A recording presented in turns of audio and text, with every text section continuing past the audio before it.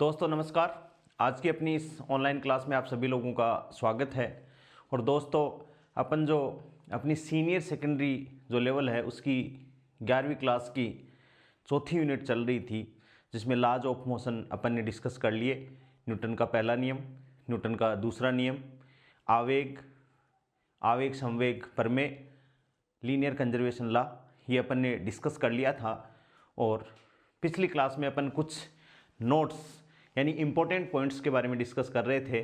और लास्ट में अपन ने ये डिस्कस किया था कि क्रिकेटर जो कैच पकड़ते हैं, फील्डर जो कैच पकड़ते हैं, तो वो जब कैच पकड़ते हैं तो अपने हाथों को पीछे की ओर ले जाते हैं टाइम को बढ़ाने के लिए, क्योंकि एफ एवरेज न्यूटन की गति का द्वितीय नियम में एफ एवरेज औसत बल है दोस्तों, वो delta P upon delta T है।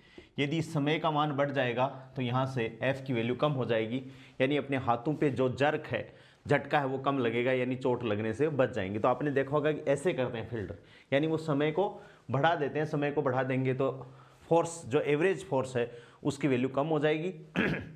दूसरी बात अपन ने कि मोटरसाइकिल गाड़ियों की जो शॉकर्स होते हैं दोस्तों, वो कहीं गड्ढे में गिरते हैं तो वो क्या है, अपनी लेंथ को बढ़ा देते हैं तो अपन को जर्क कम लगते हैं, झटके कम लगते हैं। ऐसे ही रेलगाड़ियों में जो बफर लगाया जाता है, बहुत चौड़े चौड़े स्प्रिंग लगाए जाते हैं, वो भी इसी समय को अधिक करने के लिए लगाए जाते हैं। और आपने देखा होगा कि कोई आदमी जब फर्श पर गिरता है तो उसको चोट लगती है, और वही आदमी मिट्टी की ढेरी पर गिरता है तो उसको चोट नहीं लगती है। क्यों नहीं लगती है? क्योंकि जैसे ही वो मिट्टी की ढेरी पे गिरेगा तो मिट्टी नीचे धंस जाएगी तो उसके लास्ट तक जो टाइम है वो बढ़ जाएगा और उसको नहीं कम लगेगी। अब दोस्तों इस पे बेस्ड कुछ न्यूमेरिकल है, उनको अपन डिस्कस करते हुए न्यूटन की गति का तीसरा नियम पढ़ेंगे। तो क्वेश्चन नंबर 1, पहला क्वेश्चन क्या है दोस्तों? नहीं, हाँ, 6 मीटर प्रति सेकंड, 6 मीटर प्रति सेकंड, 6 मीटर प्रति सेकंड चाल से गतिशील, चाल से गतिशील 1 केजी द्रव्यमान, चाल से गतिशील 1 केजी द्रव्यमान का हथौड़ा, का हथौड़ा दीवार से टकराकर, हथौड़ा दीवार से टकराकर 0.1 सेकंड में, 0.1 सेकंड में विरामावस्था में आ जाता है, विरामावस्था में आ जाता है। विरामावस्था में आ जाता है। गणना कीजिए, ज्ञात करो। पहला क्वेश्चन है दोस्तों, इसमें ज्ञात करना है अपन को बल का आवेग। सेकंड, हथौड़े पर औसत अवमंदक बल, हथौड़े पर औसत अवमंदक बल, अवमंदक बल। और दोस्तों हथौड़े का औसत मंदन, हथौड़े का औसत मंदन। ठीक है, क्वेश्चन सॉल्यूशन देखिए। सबसे पहले अपन को दिया है वो लिखेंगे, v इक्वल्स टू 6 मीटर प्रति सेकंड है, 1 KG, m equals to 1 KG अपन को दे रखा है। का हथौड़ा दीवार से टकराकर, टाइम दे रखा है, दीवार से टकराकर t बराबर 0.1 सेकंड दे रखा है, दीवार से टकराकर विरामावस्था में आ जाता है। तो ये इनिशियल वेग है, दैट इज ये u है, और विरामावस्था में आ जाता है तो v इक्वल्स टू कितना हो गया, 0 हो गया, 0 मीटर प्रति सेकंड हो गया। तो अब दोस्तों अपन देखें कि आवेग है, तो आवेग की बात हो रही है, तो आवेग I बराबर क्या होता है भाई, F इंटू टी। क्या हो गया, F इंटू टी। अब अपन को वेग दे रखा है, और वेग अपन जानते हैं कि भाई त्वरण में परिवर्तन की दर के बराबर होता है। तो यहाँ से F equals to M A और इंटू टी। ए को अपन क्या लिख सकते हैं दोस्तों, वेग में परिवर्तन, यानी v माइनस यू बटे टी, और इंटू क्या, टी, वेग में परिवर्तन की दर, टी से टी कट गया, तो यहां से आवेग I बराबर क्या आ गया, M V into V minus U. ठीक है, आवेग ठीक है, तो कितना हो गया दोस्तों आवेग, बल का आवेग ज्ञात करना है। तो आवेग अपन ज्ञात करेंगे तो m कितना है भाई, m 1 kg, तो 1 kg और गुणा 0 और -6 मीटर प्रति सेकंड, तो ये क्या होगा ना -6, और आवेग F इंटू टी होता है यानी न्यूटन इंटू सेकेंड। ठीक है दोस्तों, ये क्या आ गया, आवेग आ गया I। पहला क्वेश्चन हो गया। दूसरा क्वेश्चन है हथौड़े पर औसत अवमंदक बल। हथौड़े पर औसत अवमंदक बल है, तो यहाँ से I इक्वल्स टू क्या है, F इंटू टी, तो F इक्वल्स टू कितना हो गया दोस्तों, I अपॉन टी। I कितना -6 और t कितना है 0.1 सेकेंड। ठीक है, तो ये कितना हो गया भाई, बल हो गया इस पर माइनस परिमाण रूप में लिखेंगे तो ये क्या हो गया 60 न्यूटन, बल हो गया 60 न्यूटन। और तीसरा पूछा है हथौड़े का औसत अवमंदन। अवमंदन का मतलब त्वरण है, तो अवमंदन न्यूटन की गति के द्वितीय नियम से F इक्वल्स टू कितना हो गया ma, तो A इक्वल्स टू कितना हो गया दोस्तों F अपॉन m, तो F कितना है 60 न्यूटन और m कितना है भाई 1 kg। ठीक है, तो यहाँ से इसको सॉल्व करेंगे तो ये कितना होगा 60 और मीटर प्रति सेकंड स्क्वायर, और ये माइनस में है तो ये बल माइनस में हो जाएगा यानी अवमंदन हो जाएगा। इस हिसाब से ऐसे क्वेश्चन यदि अपने किए हुए होते हैं तो अपन को दिक्कत नहीं आती, वरना तो अपन सोचते रहते हैं कि ऐसे हो जाएगा, इसलिए क्वेश्चन आपको लगाने ही लगाने। नेक्स्ट क्वेश्चन देखिए दोस्तों, क्वेश्चन नंबर 2। क्वेश्चन है 0.20 kg की गेंद 0.20 kg की गेंद दीवार से 45 डिग्री के कोण पर 25 मीटर प्रति सेकंड वेग के साथ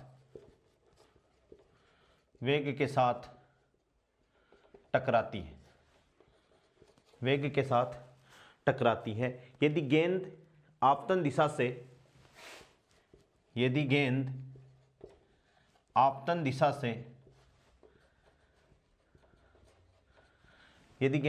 दिशा से 90 डिग्री कोण पर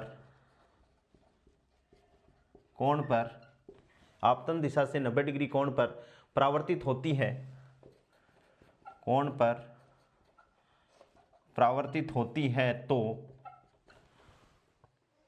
तो गेंद के संवेग में परिवर्तन के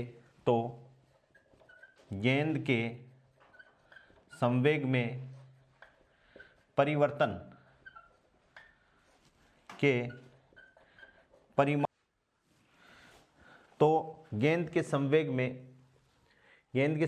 परिवर्तन के परिमाण की गणना कीजिए। ठीक है दोस्तों, क्वेश्चन बहुत इंटरेस्टिंग है कि 0.20 kg या 0.2 kg की गेंद है, दीवार से 45 डिग्री कोण पर 25 मीटर प्रति सेकंड के वेग के साथ टकराती है। यदि गेंद आपतन दिशा से 90 डिग्री कोण पर परावर्तित होती है तो गेंद के संवेग में परिवर्तन के परिमाण की गणना कीजिए। दोस्तों देखिए, इस क्वेश्चन को पहले अपन डायग्राम बनाते हैं और डायग्राम के हिसाब से इसको अपन सोल्व करेंगे तो आपके समझ में आ जाएगी बात। गेंद है और दीवार से, तो दोस्तों ये मैंने दीवार मान ली कि ये दीवार है और ये एक्स एक्सिस मान ली, और ये दीवार पर गेंद है वो 45 डिग्री के कोण पर, भाई ये 90 डिग्री का है तो इसको अपन एक्सिस मान लेते हैं, तो इससे समद्विभाजक ये 45 डिग्री के कोण पर यहाँ पर गेंद आपतित हो रही है, ये गेंद आपतित हो रही है। ठीक है, 0.2 यानी ये जो गेंद है वो 0.2 kg की, ठीक है या m द्रव्यमान की है। दीवार से 45 डिग्री कोण पर 25 मीटर प्रति सेकंड के वेग के साथ टकराती है। यदि गेंद आपतन दिशा से, ये इसकी आपतन की दिशा है और यहाँ से ये 90 डिग्री का कोण बना रही है, यानी इससे ये 90 डिग्री के कोण पे बना रही है, यानी गेंद लौटकर वापस इधर आ गई। क्या आ गई, गेंद इधर लौटकर आ गई। तो देखिए दोस्तों, ये टोटल 90 डिग्री का है, यहाँ से लेके यहाँ तक 90 डिग्री है, तो इस कोण को अपन थीटा मान लेते हैं, इस कोण को अपन थीटा मान लेते हैं। तो थीटा बराबर कितना हो गया 45 डिग्री हो गया। थीटा बराबर कितना हो गया 45 डिग्री हो गया। तो ये कोण थीटा, ये कोण कितना हो गया थीटा, यहाँ से ये कोण थीटा, ये कोण भी क्या हो गया थीटा। अब यहाँ से देखिए ये इधर जाएगा, ये इधर जाएगा, ठीक है, गेंद इधर वापस आ रही है, ये जाने की दिशा, तो ध्यान के साथ टकराती है। यदि गेंद आपतन दिशा से 90 डिग्री कोण पर परावर्तित होती है तो गेंद के संवेग में परिमाण की गणना आपको करनी है। तो देखो संवेग में परिवर्तन की अपन बात कर रहे हैं दोस्तों, तो ये थीटा इस दिशा में डायरेक्शन है, तो इसका ये घटक इस गेंद का अपन, एक तो ये घटक है, तो एक तो ये तो लंबवत घटक हो जाएगा इसकी दिशा में, और इस कोण को अपन ले रहे हैं दोस्तों, तो इस दिशा में इस गेंद का घटक क्या हो जाएगा, एम वी कोस थीटा। कोण में ये ले रहा हूं इसलिए ये वाला घटक एम वी कोस थीटा, और इसका अपन ये ले रहे हैं तो गेंद इधर आ रही है, तो इधर क्या हो गया, एम वी कोस थीटा। तो ये इनिशियल है, ये पी आई है, और दोस्तों ये क्या है, पी एफ है, एम वी कोस थीटा। तो संवेग में परिवर्तन, संवेग में परिवर्तन, संवेग में परिवर्तन बराबर P final minus P initial. ठीक है, पी फाइनल कितना है दोस्तों, इधर आ रहा है, तो इस डायरेक्शन को यदि पॉजिटिव ले रहे हैं तो इस डायरेक्शन को नेगेटिव, तो यहां से देखो M V cos theta, P F M V cos theta, minus का निशान और ये प्लस का क्या है, एम वी कोस थीटा, दोनों जुड़ गए तो -2 एम वी कोस थीटा। ठीक है भाई, परिमाण की बात कर रहा है तो संवेग में परिवर्तन का परिमाण अपन लेंगे, इंप्लाइज दैट ये डेल्टा पी है। परिमाण की बात करें तो डेल्टा पी का मॉडुलस, तो ये क्या हो गया, 2 एम वी कोस थीटा। 2 गुणा एम कितना है भाई, 0.2, ये लो 0.2 इंटू वी कितना है 25, और गुणा कोस 45 डिग्री, और कोस 45 डिग्री इक्वल्स टू आपको पता है 1/√2 होता है, तो 2 गुणा इसका दशमलव उठाएंगे तो 2/10 गुणा 25 गुणा 1/√2। तो ध्यान से देखिए, ये तो यहाँ से कटा, तो ये √2 आ गया, 25 दूनी 50 का 1 0 चला गया, तो कितना आ गया 5√2 न्यूटन इंटू सेकेंड, 5√2 संवेग में परिवर्तन ये आ गया 5√2 mv। ठीक है, तो सरल है, बस क्वेश्चन को समझने की देर थी, वरना मान लो अपन दीवार से अपन इमेजिन ही नहीं कर पाते, फिगर ही नहीं बनाते दिमाग में, तो ये क्वेश्चन अपना गलत हो सकता था। तो इस हिसाब से अपन को ये क्वेश्चन करने हैं। नेक्स्ट क्वेश्चन देखिए दोस्तों,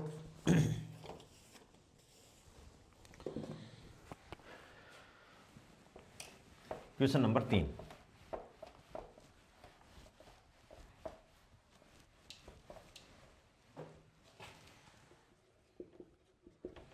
तीसरा क्वेश्चन है, 150 ग्राम द्रव्यमान की 150 ग्राम 150 ग्राम द्रव्यमान की क्रिकेट की गेंद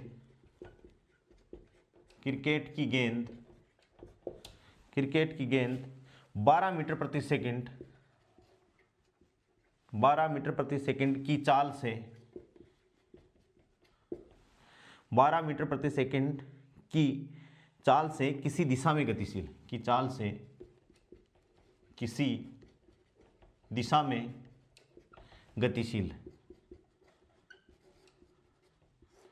किसी दिशा में गतिशील है। बल्ले से मारने के पश्चात, बल्ले से मारने के पश्चात, बल्ले से मारने के पश्चात यह पुनः विपरीत दिशा में, यह है पुनः विपरीत दिशा में, विपरीत दिशा में 20 मीटर प्रति सेकंड की चाल से लौटती है, 20 मीटर प्रति सेकंड की चाल से लौटती है। यदि बल्ले तथा गेंद का संपर्क समय, यदि बल्ले तथा गेंद का संपर्क समय, कॉन्टैक्ट टाइम, संपर्क समय 0.01 सेकंड, 0.01 सेकंड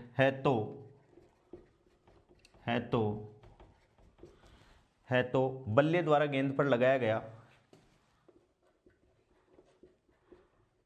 गेंद पर लगाया गया, बल्ले द्वारा गेंद पर लगाया गया औसत बल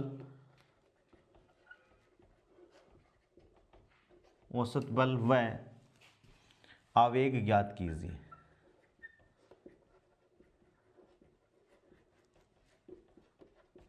ठीक है दोस्तों, बहुत सिंपल है। आवेग संवेग प्रमेय से अपन जानते हैं 150 ग्राम द्रव्यमान की क्रिकेट की गेंद 12 मीटर पर सेकंड की चाल से किसी दिशा में गतिशील है। ठीक है, बल्ले से मारने के पश्चात ये 20 मीटर प्रति सेकंड, यानी ये एक चाल दे दी, एक दूसरी चाल दे दी अपन को, अपनी 12 मीटर प्रति सेकंड की चाल से अपनी तरफ आ रही है और अपन ने जैसे ही उस पर किक लगाया तो वो 20 मीटर प्रति सेकंड की चाल से लौटती है।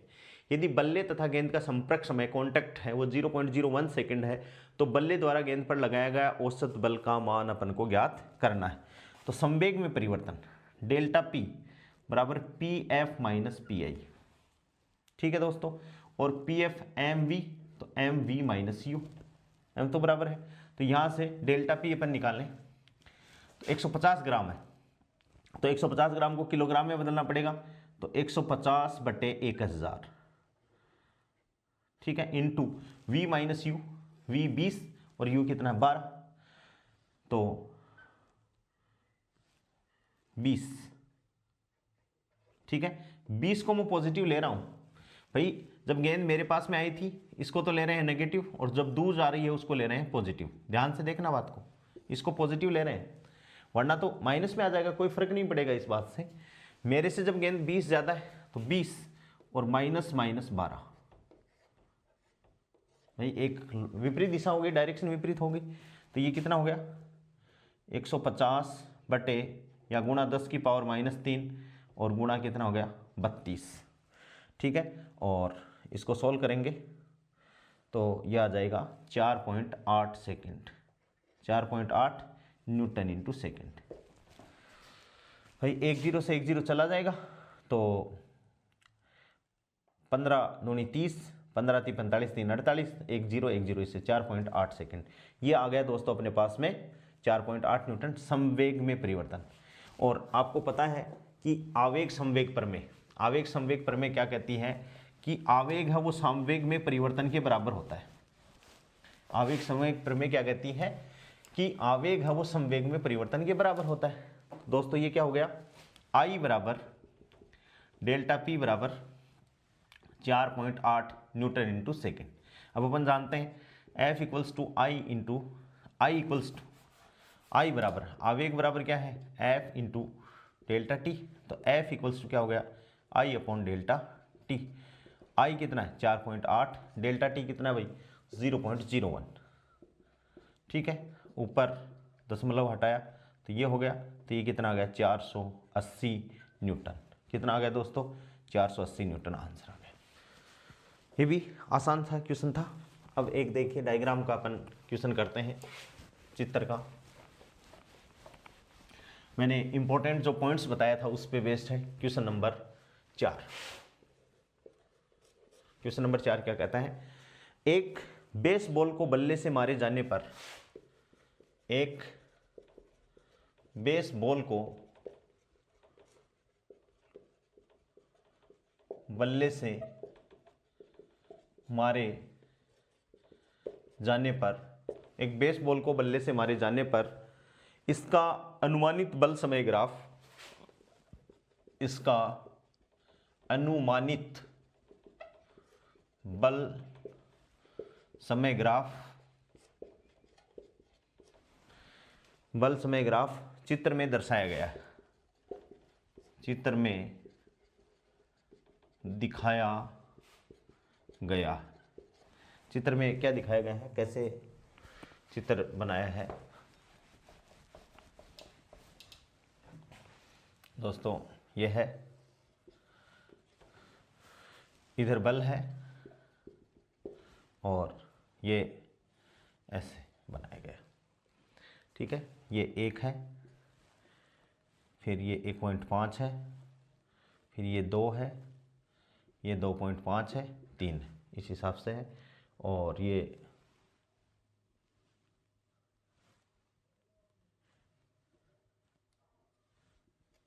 ये 2 है, ये 12,000, ये 6,000 और ये 18,000। न्यूटन में, बल है वो न्यूटन में है, समय है वो सेकंड में।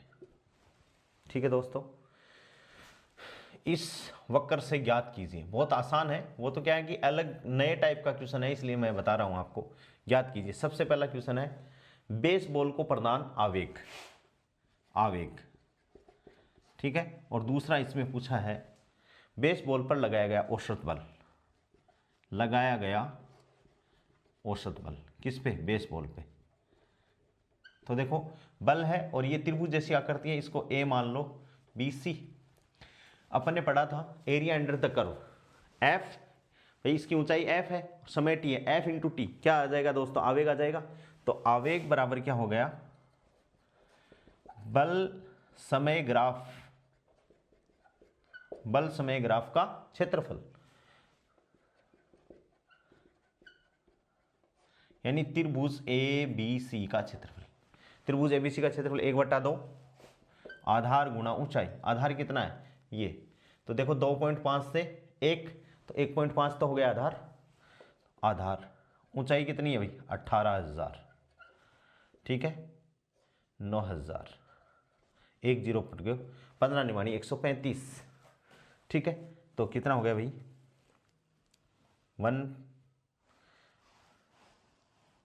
135, तो 00 ये आ गया, ठीक है। और इसको डाइन में अपन करें तो 1 न्यूटन बराबर कितना होता है 10 की घात 5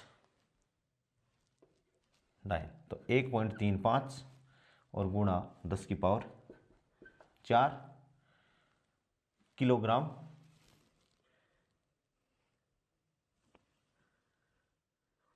डाइन का तो कुछ चक्कर ही नहीं है, 1.35 गुणा ये 4 बिंदी है, तो ये हो गया आवेग है, तो kg मीटर बटे सेकेंड। ये तो उसमें CGS में होगा तब अपन करेंगे, इसको अपन ने ऐसे लिख लिया क्योंकि अपना ऑप्शन ऐसे है। और बल पूछा है तो आवेग आ गया, तो औसत बल F बटे T, औसत बल F बराबर I/T, I अपने पास में आ गया 1.35 और गुणा 10 की पावर 4, T कितना है दोस्तों, T देखिए कितना है 2.5 माइनस 1.5, इस कार्य इसको करने में तो 1.5 का फिर भाग दे दीजिए, तो कितना आ गया 9,000 न्यूटन, ये आ गया जो बचा था। 1.5 का भाग देते ये कट जाएगा, 1.5 से 1.5 यही तो था, तो ये कट जाएगा और ये 2 से 9,000, तो कितना आ गया 9,000 न्यूटन अपने पास में क्वेश्चन आ गया। तो ऐसे क्वेश्चन अपने एग्जाम में आ सकते हैं, इसलिए अपने इसको सोल्व किए। 2 क्वेश्चन और देखिए दोस्तों। क्वेश्चन नंबर 5, क्योंकि 11वीं क्लास का जो सिलेबस है वो थोड़ा सा अपन के लिए लेंदी इसलिए पड़ता है क्योंकि 11वीं क्लास पे बेचारी पे कोई ध्यान नहीं देता, ना तो जब अपन पढ़ाते हैं तब ध्यान देते हैं क्योंकि वो होम एग्जाम होती है। 11वीं क्लास पे ध्यान दिया जाता है जब बच्चा कोई PMT की तैयारी कर रहा है या फर्स्ट ग्रेड की तैयारी कर रहे हैं, तब 11वीं क्लास पे ध्यान दिया जाता है। बाकी इसको ऐसे ही मानते हैं कि भाई हाँ स्कूल एजुकेशन में तो इसका न के बराबर इंपॉर्टेंस मानते हैं लोग। क्वेश्चन नंबर 5, पांचवा क्वेश्चन है 72 डाइन बल क्षैतिज से 60 डिग्री कोण पर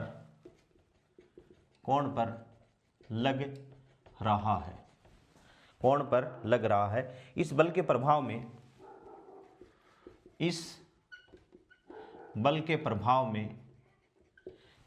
प्रभाव में क्षैतिज दिशा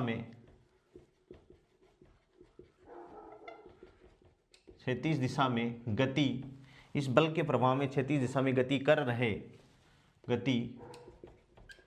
रहे 9 ग्राम द्रव्यमान के कण पर 9 ग्राम द्रव्यमान के कण पर त्वरण ज्ञात कीजिए। दोस्तों देखो ये कोई ऑब्जेक्ट पड़ा है, क्षैतिज से 60 डिग्री कोण पर लग रहा है। अपन मान सकते हैं कि ये इसका क्षैतिज है और ये जो बल लग रहा है वो कितने डिग्री कोण पर लग रहा है, 60 डिग्री कोण पर लग रहा है। ये F है 72 डाइन का, यानी डाइन हऊ बल का CGS मात्रक, ठीक है दोस्तों, के प्रभाव में क्षैतिज दिशा में गति कर रहे हैं। और जैसे ही ये बल लग रहा है तो क्षैतिज दिशा में कोई 9 ग्राम का, यानी ये m है, m बराबर 9 ग्राम, ये भी CGS में दे रखा है, और ये गति कर रहा है यानी इधर मूव कर रहा है। तो दोस्तों इसको गति कराने के लिए रिस्पॉन्सिबल क्षैतिज के साथ में एक तो ये लंबवत कंपोनेंट और एक इसका क्षैतिज कंपोनेंट। तो क्षैतिज कंपोनेंट कितना हो गया, F, यानी बल जो इसको गति कराने के लिए, क्षैतिज दिशा में गति करवाने के लिए रिस्पॉन्सिबल है, वो बल कौन सा है, ये बल तो यहाँ पर क्या होगा, W बराबर mg। तो W बराबर mg को संतुलित कौन करेगा, इसका लंबवत घटक यानी F साइन थीटा, और F कोस थीटा इसको कौन कराएगा, क्षैतिज डायरेक्शन में कराएगा। तो क्षैतिज डायरेक्शन में बल के लिए जो रिस्पॉन्सिबल कंपोनेंट है Ft या F हॉरिजॉन्टल, FH बराबर क्या होगा, F कोस 60 डिग्री, ठीक है, यानी 72 गुणा 1/2, ठीक है, कितना आ गया 36 डाइन, ठीक है। अब गति के द्वितीय नियम से F बराबर ma, तो A बराबर क्या हो गया दोस्तों, F/m, बहुत सरल है, 36 डाइन बटे 9 ग्राम, ठीक है दोस्तों। तो ये क्या आ गया, 9 चौक 36, 4 सेंटीमीटर प्रति सेकंड स्क्वायर। CGS में लिखेंगे तो ताउन कितना आ गया, 4 सेंटीमीटर प्रति सेकंड स्क्वायर, ठीक है दोस्तों। नेक्स्ट क्वेश्चन देखिए, क्वेश्चन नंबर 6 क्या है, प्रारंभ में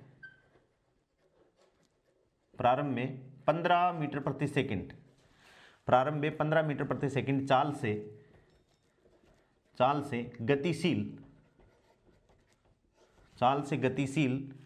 20 kg, चाल से गतिशील 20 kg द्रव्यमान की वस्तु, 20 kg द्रव्यमान की वस्तु पर 50 न्यूटन नियत अवमंदक बल लगाया जाता है,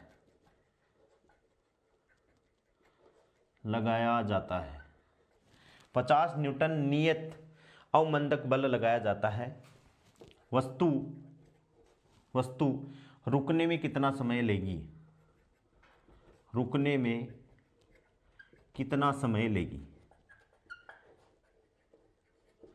वस्तु रुकने में कितना समय लेगी। अब अपन जानते हैं वस्तु रुकने में कितना समय लेगी। तो देखो आवेग की परिभाषा से, आवेग I equals to F into टी, और आवेग क्या है, रुकने में कितना समय लेगी, यानी आवेग क्या है, संवेग में परिवर्तन की दर।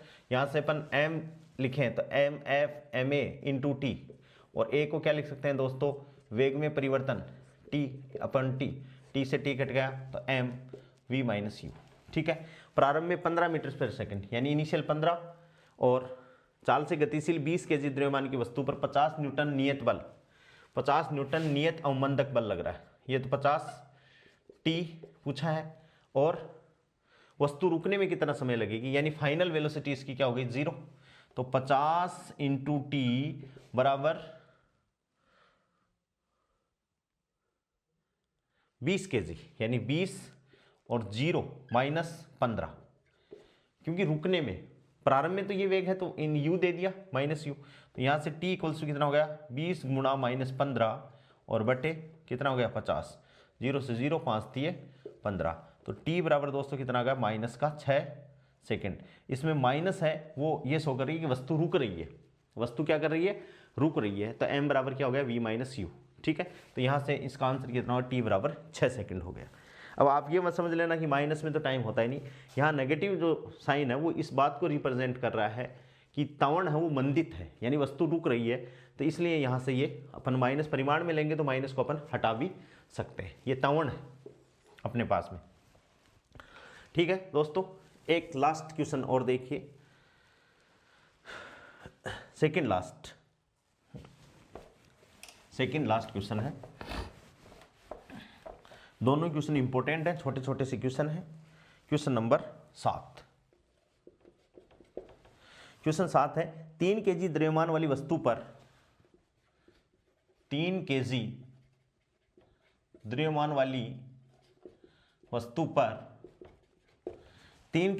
वाली वस्तु पर लग लग रहे एक नियत बल के कारण, लग रहे एक नियत बल के कारण, लग रहे एक नियत बल के कारण 25 सेकंड में, 25 सेकंड में इसकी चाल, बल के कारण 25 सेकंड में इसकी चाल 2 मीटर प्रति सेकंड से 3.5 मीटर प्रति सेकंड तक परिवर्तित हो जाती है, तक परिवर्तित हो जाती है। वस्तु की गति की दिशा में, वस्तु की गति की दिशा में बल का परिमाण ज्ञात कीजिए, बल का परिमाण ज्ञात कीजिए। दोस्तों अपन जानते हैं F बराबर ma, F बराबर ma इक्वल्स टू m ऐसा कैसा v minus you upon T. ठीक है, m इसको सोल्व करें तो देखो 3 kg द्रव्यमान वाले वस्तु पर 3 kg गुणा नियत बल के कारण 25 सेकंड में, टाइम कितना है 25 सेकंड, यानी 25 सेकंड का मतलब ये 25 सेकंड में इसकी चाल 2 मीटर प्रति सेकंड से 3.5 मीटर, यानी 3.5 माइनस 2.5 सॉरी 2, तो कितना हो गया 3 गुणा 1.5 बट्टे 25। यहाँ से इसका दशमलव मिटा दिया तो 5 से काटा 3 और 5, यानी 9 बट्टे 5 गुणा 10।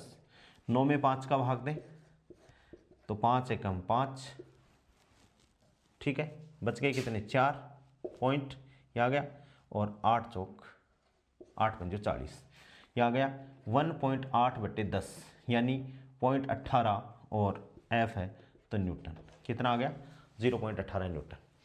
कई बार अपन जानबूझ के गलती कर देते हैं कि यार इतना इजी क्वेश्चन अगला थोड़ी देगा, लेकिन क्वेश्चन बहुत आसान है, इसलिए मैंने इसको आपको करके बताया कि इतने इजी क्वेश्चन भी बहुत अच्छे से मतलब कर सकते हैं, और यही गलत होते हैं मतलब एग्जाम में। अब देखिए इतना ही सिंपल एक क्वेश्चन और है, लास्ट का क्वेश्चन, क्वेश्चन नंबर 8।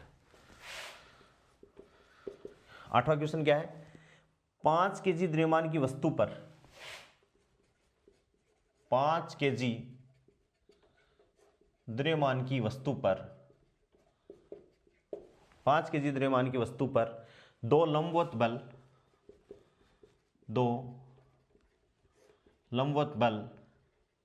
8 न्यूटन व 6 न्यूटन।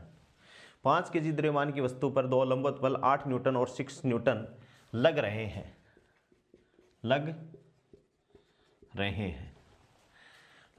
हैं। त्वरण की दिशा एवं परिमाण ज्ञात कीजिए। त्वरण की दिशा एवं परिमाण ज्ञात कीजिए। बहुत सिंपल क्वेश्चन है, ठीक है। ये देखो लंबवत बल लग रहे हैं, ये लो लंबवत। एक कौन सा है, 5 kg द्रव्यमान की वस्तु पर, ये 5 kg अपन मान लेते हैं। 2 लंबवत बल, एक तो 8 न्यूटन और एक 6 न्यूटन, ठीक है। दोनों के बीच का कोण है 90 डिग्री। बल एक सदिश राशि है, तो 2 सदिश राशियों का परिमाण F equals to under the root F1 square plus F2 square plus 2F1 F2 cos 90 degree, क्योंकि दोनों बलों का परिमाण कितना है, इतना है, और यहाँ से इन दोनों का बलों का परिणाम ये है। तो ये क्या हो गया 64 प्लस 36, और ये हो गया 0 क्यों कोस 90 डिग्री, तो कितना आ गया F बराबर 100 यानी 10 न्यूटन। F बराबर 10 न्यूटन, तो F बराबर क्या होता है ma, तो A बराबर कितना आ गया त्वरण की दिशा, तो A बराबर क्या F अपॉन m, यानी 10/5 बराबर कितना 2 मीटर प्रति सेकंड स्क्वायर, ठीक है। दोस्तों इस कोण को अपन मान लेते हैं थीटा। यहाँ से ये कितना है 6 न्यूटन, ये 8 न्यूटन है, तो tan थीटा बराबर कितना हो गया लंब बटे आधार, यानी 6/8, तो थीटा इक्वल्स टू कितना हो गया tan इनवर्स 6/8। इसको सॉल्व करें, यदि अपन को आंसर दे रखा है तो अपन लिख देंगे, अदरवाइज इसको यहीं अपन को ऑप्शन में ये मिल जाएगा। लंब बटे आधार के हिसाब से अपन कर लेंगे। तो इस हिसाब से ये 8 क्वेश्चन है जो अपने चैप्टर से इससे रिलेटेड था। न्यूटन की गति के पहले नियम से, आवेग से, संवेग से, ये सारे 8 क्वेश्चन मैंने आपको करवाए हैं। अब अपन आगे बढ़ते हैं। रॉकेट प्रणोदन। रॉकेट का जो प्रणोदन है दोस्तों, प्रपल्सन ऑफ रॉकेट है, वो न्यूटन की गति के तीसरे नियम पर आधारित है। किस नियम पर आधारित है? न्यूटन की गति के तीसरे नियम पर आधारित है। अपन डायरेक्ट इसका एक फॉर्मूला ही याद करेंगे कि भाई ये रॉकेट है, ये रॉकेट है, रॉकेट ऊपर की तरफ बढ़ रहा है, और आपको पता है कि रॉकेट जब ऊपर की तरफ बढ़ रहा है तो इसका धुआं है वो उसी वेग से पीछे की तरफ बढ़ता है। रॉकेट में जब ईंधन भरा हुआ है दोस्तों, रॉकेट में जब ईंधन भरा हुआ है, जब रॉकेट चलता है तो ईंधन जलता है, यानी ईंधन की रेट है वो dm/dt से क्या हो रही है दोस्तों? कम हो रही है। ये गैसेस हैं, ये गैसेस हैं जो पीछे की तरफ जा रही हैं, जिनकी relative velocity REL, v velocity है, रिलेटिव REL, रिलेटिव है REL, ठीक है, यानी रॉकेट के सापेक्ष है। ये रॉकेट जिसका वेट कितना है, रॉकेट का वेट है mg, वो नीचे की तरफ, वेट तो रॉकेट का नीचे की तरफ है, वेट mg है, और रॉकेट है वो ऊपर की तरफ बढ़ रहा है, किस वेग से? ऐसे, v रिलेटिव और dm/dt। रॉकेट ऊपर की तरफ बढ़ रहा है a त्वरण से, ठीक है दोस्तों। यह है रॉकेट प्रणोदन, रॉकेट प्रोपल्सन, रॉकेट प्रोपल्सन,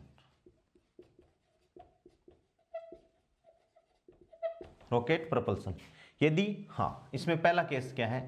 यदि रॉकेट ऊर्ध्वाधर, यदि रॉकेट ऊर्ध्वाधर ऊपर की ओर,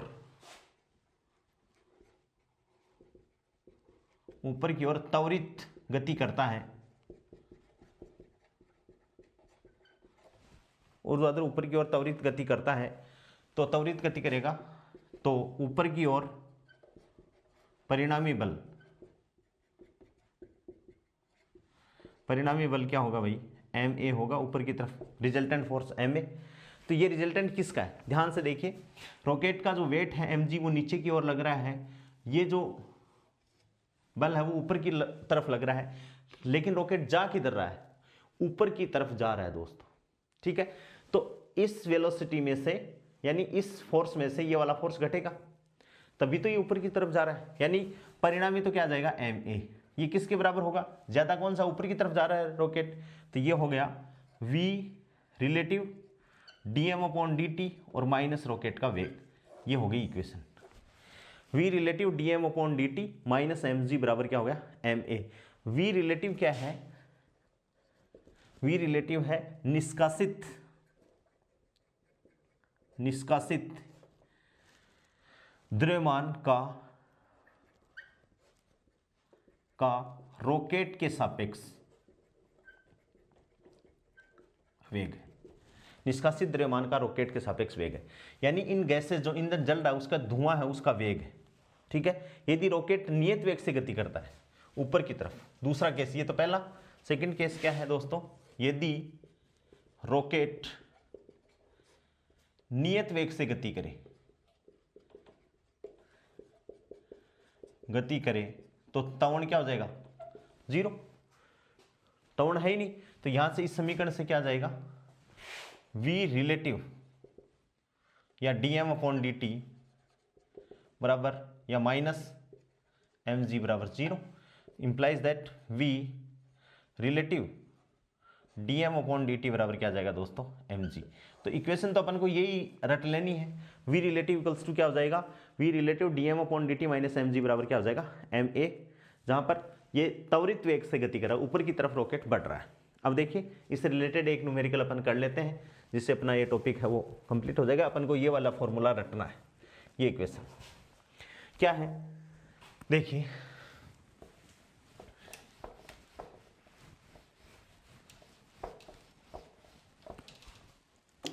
क्वेश्चन है 600 kg, 600 kg का एक एक रॉकेट ऊर्ध्वाधर 600 केजी का एक रॉकेट ऊर्ध्वाधर प्रक्षेपण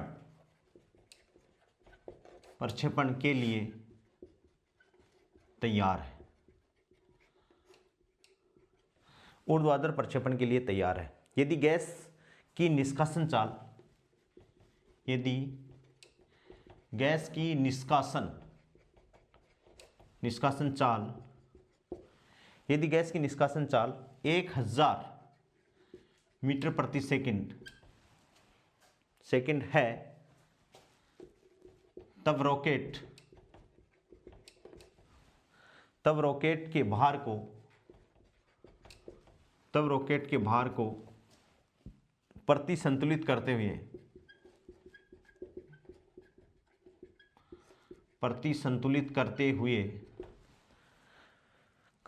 आवश्यक प्रणोद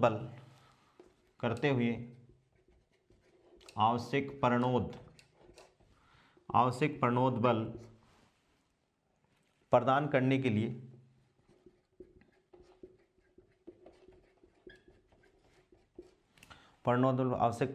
लिए प्रति सेकंड निष्कासित गैस के द्रव्यमान की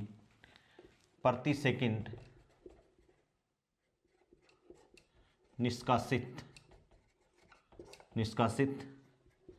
गैस के द्रव्यमान की गणना कीजिए।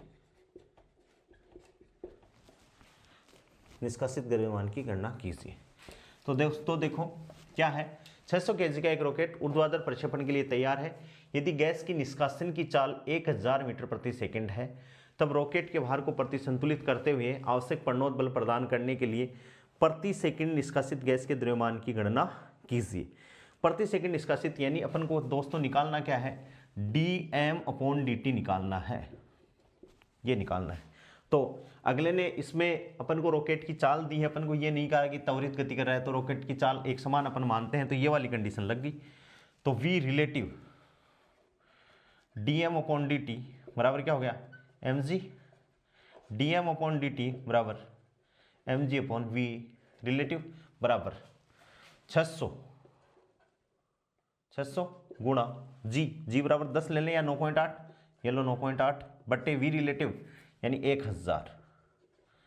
तो देखो 0 0 2 0 इससे कट के, और 8 6 48 को 8 हो, असल पाई 4, 9 6 54, 54 और 4 58, ठीक है, 5.88 किलोग्राम बटे सेकेंड उत्तर होगा। क्वेश्चन देखें तो पढ़ने में तो बहुत बड़ा लग रहा है, लेकिन आंसर क्या है, v रिलेटिव dm/dt बराबर mg। और यदि दोस्तों रॉकेट जब त्वरित गति करता होता तो अपन v रिलेटिव माइनस mg बराबर क्या लगा देते, ma। ये और रॉकेट का जो प्रणोदन है कि जितने वेग से जो पीछे की तरफ गैसेस निकलती हैं, ईंधन जलता हुआ धुआं निकलता है, उसी वेग से रॉकेट है वो आगे की तरफ, यानी हर क्रिया की अपनी प्रतिक्रिया हो रही है। तो रॉकेट है, प्रपल्सन है, वो न्यूटन की गति के तीसरे नियम पर आधारित होता है। अब दोस्तों अपन पढ़ रहे हैं न्यूटन की गति का तृतीय नियम या क्रिया प्रतिक्रिया का नियम। हर क्रिया की अपनी परिमाण में बराबर लेकिन दिशा में विपरीत क्या होती है दोस्तों, प्रतिक्रिया होती है। इसमें अपन ये डिसाइड नहीं कर सकते कि ये क्रिया है और ये प्रतिक्रिया है। क्रिया है वो प्रतिक्रिया हो सकती है, मान सकते हैं, और प्रतिक्रिया को अपन क्रिया मान सकते हैं। तो आज अपन पढ़ रहे हैं न्यूटन की गति का तृतीय नियम। न्यूटन की गति का तृतीय नियम, third law of Newton equation of motion. ठीक है दोस्तों, इसमें जैसे ये कोई पिंड है और ये कोई दूसरा पिंड है, ठीक है, इस पर ये ए पिंड है, ये बी पिंड है, इस पे इधर बल लगा और इस पर इधर बल लगा, आमने सामने लग गया, ठीक है। तो भी ये क्रिया प्रतिक्रिया, ये बल पिंड है, ये पिंड है, ठीक है, इस पे बल इधर से लगा F और इस पे बल इधर से लगा। तो ये दोनों ही बल जो है दोस्तों वो क्रिया प्रतिक्रिया के नियम पर आधारित है, ठीक है। कैसे? न्यूटन के अनुसार प्रत्येक क्रिया की, इसमें लिख देता हूं, न्यूटन के अनुसार प्रत्येक क्रिया की परिमाण में बराबर, न्यूटन के अनुसार प्रत्येक क्रिया की परिमाण में बराबर तथा दिशा में विपरीत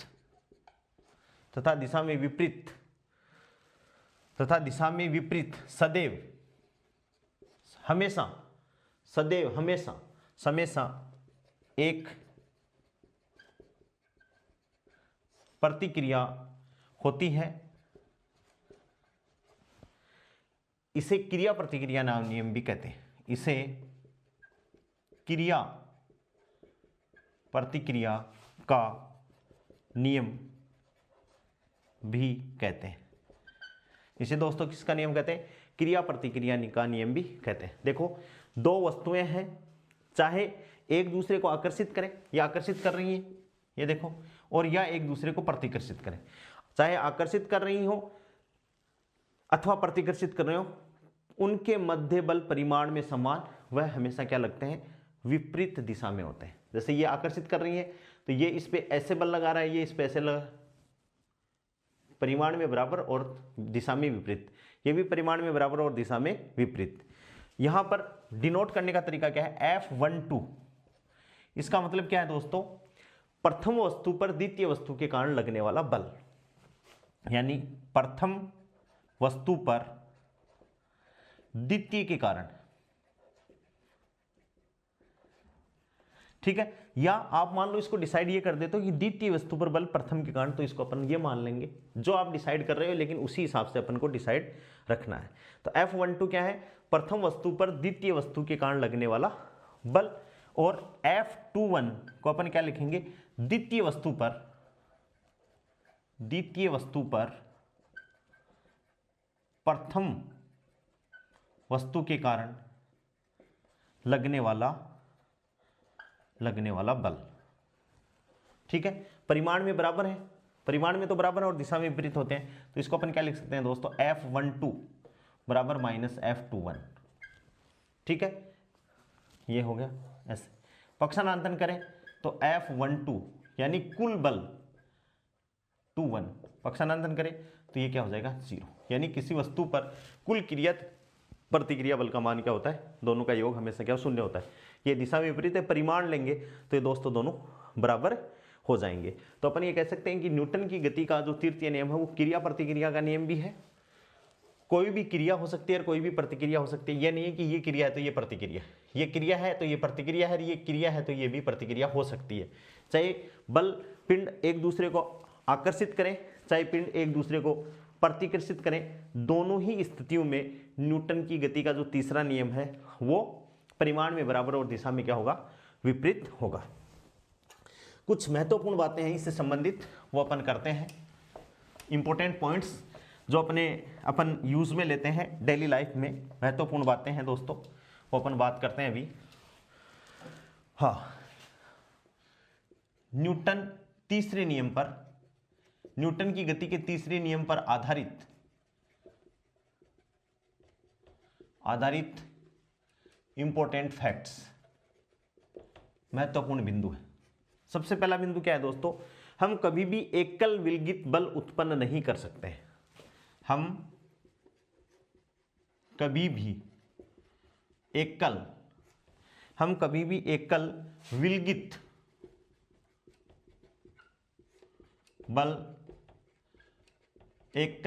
बल उत्पन्न नहीं कर सकते हैं।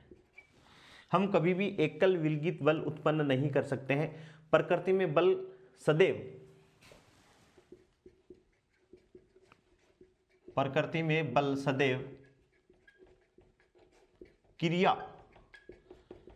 क्रिया प्रतिक्रिया, प्रकृति में बल सदैव क्रिया प्रतिक्रिया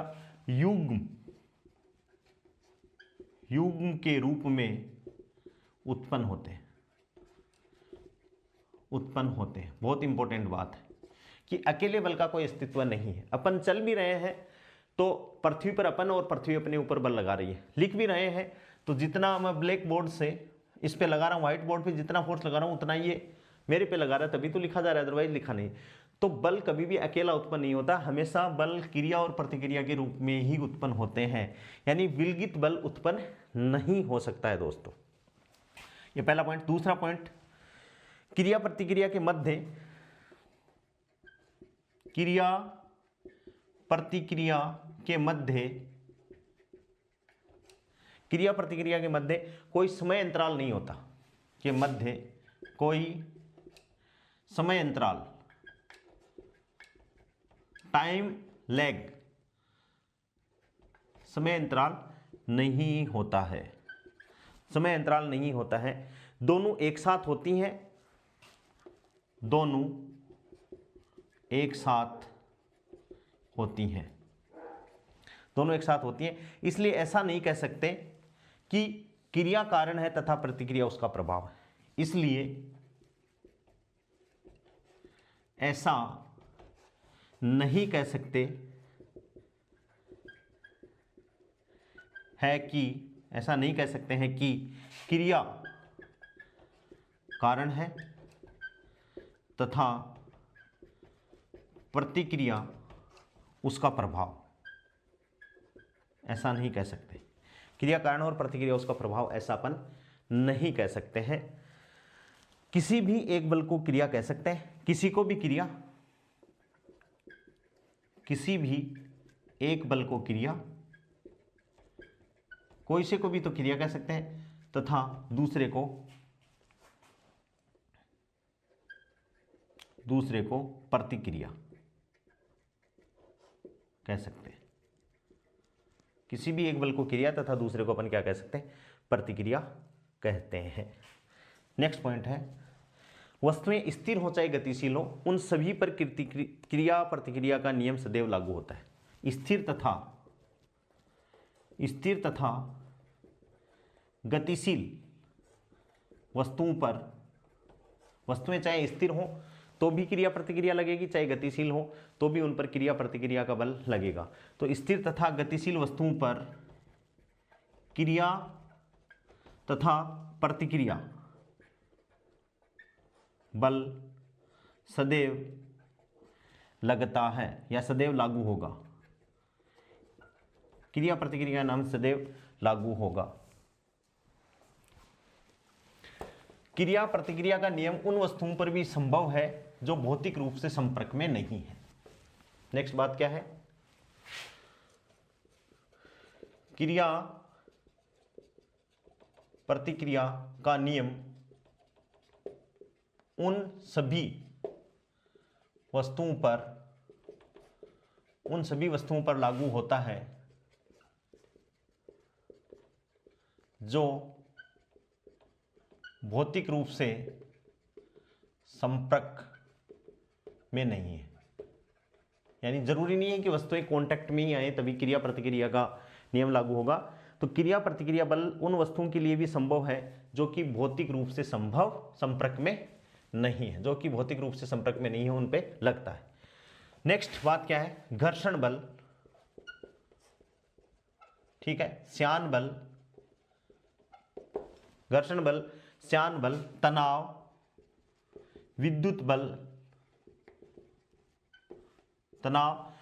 बल, चुंबकीय बल या विद्युत चुंबकीय बल, गुरुत्वीय बल, स्थिर विद्युत बल या गुरुत्वीय बल आदि सभी बल क्रिया प्रतिक्रिया नियम का पालन करते हैं। आदि सभी बल क्रिया प्रतिक्रिया नियम का, इंपॉर्टेंट पॉइंट है, यहां से क्वेश्चन आ सकता है कि घर्षण बल क्या करते हैं, तो क्रिया प्रतिक्रिया नियम का पालन करते हैं, नियम का पालन करते हैं। क्या करते हैं, क्रिया प्रतिक्रिया नियम का पालन करते हैं। घर्षण बल, श्यान बल, तनाव, विद्युत चुंबकीय बल, गुरुत्वीय बल, स्थिर विद्युत बल आदि सभी बल क्रिया प्रतिक्रिया नियम का पालन करते हैं, ठीक है। और नेक्स्ट है क्रिया तथा प्रतिक्रिया बल, क्रिया तथा प्रतिक्रिया बल कभी भी एक दूसरे को निरस्त, क्रिया तथा प्रतिक्रिया बल कभी भी एक दूसरे को निरस्त नहीं करते हैं, निरस्त नहीं करते हैं, क्योंकि ये बल सदैव अलग अलग वस्तुओं पर लगते हैं, क्योंकि ये बल सदैव अलग अलग वस्तुओं पर लगते हैं, कभी भी एक दूसरे को निरस्त नहीं करते, क्योंकि ये बल सदैव अलग अलग वस्तुओं पर लगते हैं। जैसे चलना, तैरना, ठीक है, गोली दागने पर बंदूक का, गोली दागने पर बंदूक का पीछे की तरफ धक्का लगाना, रॉकेट का, अभी अपन ने पढ़ा है रॉकेट का प्रणोदन, प्रपल्सन ऑफ रॉकेट, ये सारे जो हैं वो क्रिया प्रतिक्रिया के नियम पर आधारित है। क्रिया एक वस्तु पे, प्रतिक्रिया दूसरी वस्तु पे। कोई सी भी वस्तु पे क्रिया मान सकते हैं और कोई सी भी वस्तु पे दोस्तों क्या मान सकते हैं, प्रतिक्रिया मान सकते हैं। तो ये न्यूटन के जो तीसरी गति का जो तीसरा नियम था उस पर आधारित कुछ डेली लाइफ की अपने इंपॉर्टेंट्स बातें हैं जिनको अपन ने डिस्कस किया है। अब दोस्तों न्यूटन की गति का पहला नियम, न्यूटन की गति का दूसरा नियम, न्यूटन की गति का तीसरा नियम, तीनों नियम अपन ने पढ़ लिए। डेली लाइफ में ये कहाँ कहाँ काम में आ रहे हैं ये बातें भी अपन ने पढ़ ली। आवेग पे अपन ने कुछ न्यूमेरिकल्स भी डिस्कस कर लिए। अब इन तीनों नियमों पर आधारित कुछ इंपॉर्टेंट नोट, महत्वपूर्ण बिंदु और हैं जिनको अपन डिस्कस करते हैं, वहां से क्वेश्चन के बनने की संभावना पूरी है। देखिए दोस्तों, प्रथम नियम, न्यूटन की गति का जो प्रथम नियम है, इंपॉर्टेंट फैक्ट्स।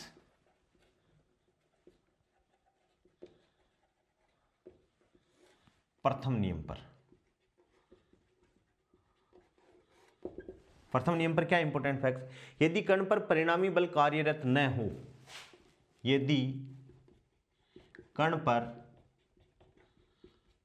परिणामी बल कार्यरत ना हो तो, परिणामी बल कार्यरत न हो तो ऐसे निर्देश तंत्रों के समूह को चुनना संभव है, न हो तो ऐसे निर्देश तंत्रों के समूहों को चुनना संभव है, जो जड़त्वीय निर्देश तंत्र कहलाते हैं, जो जड़त्वीय निर्देश तंत्र कहलाते हैं। दोस्तों अपने मैकेनिक्स सिलेबस में है और मैकेनिक्स में जड़त्वीय और अजड़त्वीय निर्देश तंत्र आएंगे और अपन वहां पढ़ेंगे कि वे निर्देश तंत्र जड़त्वीय निर्देश तंत्र हैं जिनमें न्यूटन की गति के नियमों का पालन होता है, और वो निर्देश तंत्र अजड़त्वीय हैं जिसमें न्यूटन की गति के नियमों का पालन नहीं होता है। तो अपन यदि कण पर परिणामी बल कार्यरत ना हो तो ऐसे निर्देश तंत्रों के समूह को चुनना संभव है, जो जड़त्वीय निर्देश तंत्र कहलाते हैं, जिससे देखने पर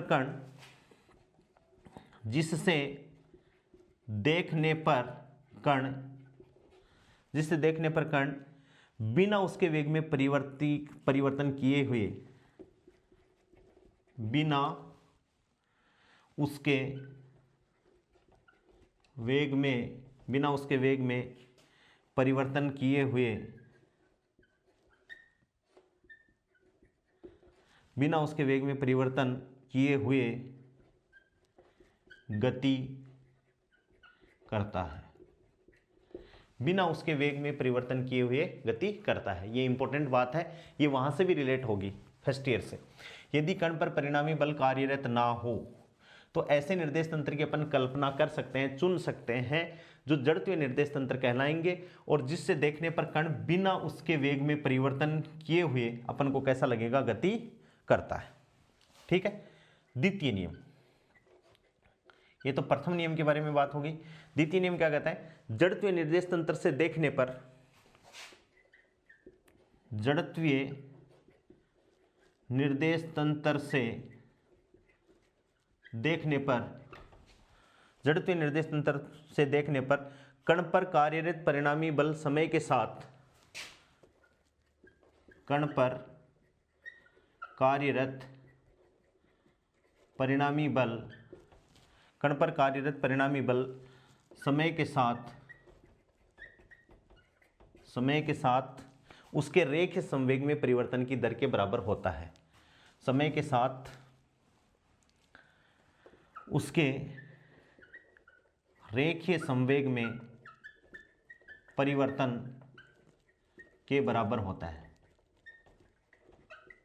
रेखीय संवेग में परिवर्तन के बराबर होता है, यानी F इक्वल्स टू d/dt और mv, यानी इस दर के बराबर होता है। यानी ये न्यूटन की गति का दूसरा नियम ही आ गया जड़त्वीय निर्देश तंत्र से। और तीसरा, तृतीय नियम क्या कहता है जड़त्वीय निर्देश तंत्र के पॉइंट ऑफ व्यू से? तृतीय नियम,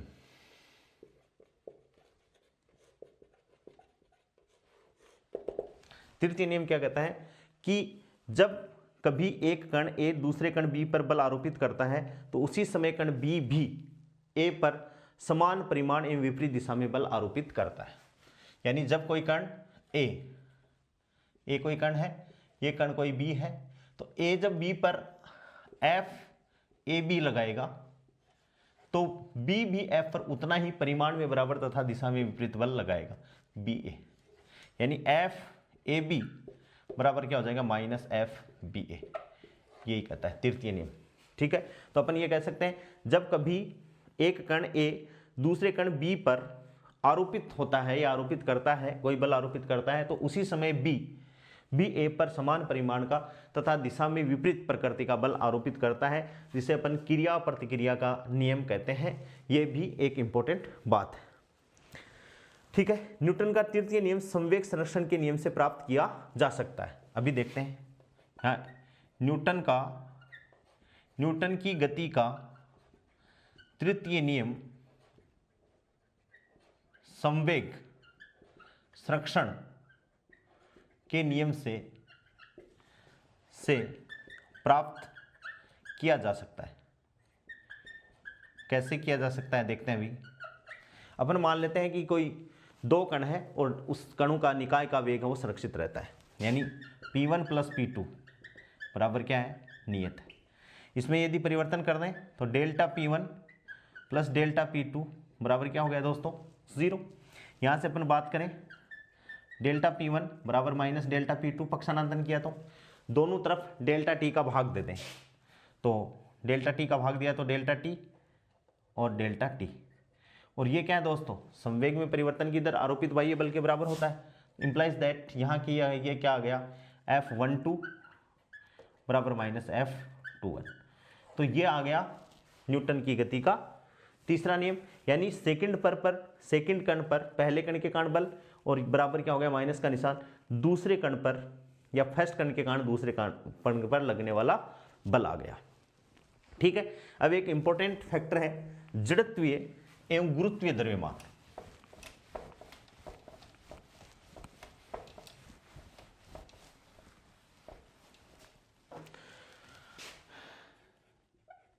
जड़त्वीय एवं गुरुत्वीय द्रव्यमान, एक तो जड़त्वीय द्रव्यमान है और एक दोस्तों गुरुत्वीय द्रव्यमान है। पहली बात कि किसी वस्तु पर आरोपित बल व उत्पन्न त्वरण का अनुपात क्या होता है दोस्तों, mi, यानी जड़त्वीय द्रव्यमान। ये क्या है दोस्तों, जड़त्वीय द्रव्यमान। किसी वस्तु पर अपन बल आरोपित कर रहे हैं तो वो बल और वस्तु में उत्पन्न त्वरण का अनुपात तो क्या कहलाता है, जड़त्वीय द्रव्यमान कहलाता है। ठीक है, और जो गुरुत्वीय द्रव्यमान है वो क्या है कि वस्तु पर लगने वाला बल F और G, गुरुत्वीय त्वरण, वो क्या कहलाता है दोस्तों, गुरुत्वीय द्रव्यमान कहलाता है। यानी इसी प्रकार गुरुत्वीय बल व गुरुत्वीय त्वरण का अनुपात, गुरुत्वीय बल गुरुत्वीय त्वरण के अनुपात को गुरुत्वीय द्रव्यमान कहते हैं। यानी mg बराबर क्या हो गया दोस्तों, F/g। और प्रायोगिक रूप से यह प्रूव हो गया है कि दोनों द्रव्यमानों का संख्यात्मक मान होता है, इनका फिजिकल सिग्निफिकेंस कुछ अलग अलग हो, लेकिन दोनों द्रव्यमानों का संख्यात्मक मान एक समान होता है, यानी एक जैसा ही होता है, यानी अर्थात mi बराबर mg, अर्थात mi बराबर क्या है दोस्तों, mg है। संख्यात्मक बल का मान क्या होता है, एक समान होता है। हाँ, अब दोस्तों देखिए FBD फ्री बॉडी डायग्राम, ये अपने काम में आएगा अगली यूनिट में जब अपन फ्रिक्शन पढ़ेंगे। FBD मुक्त पिंड आरेख या FBD फ्री बॉडी डायग्राम।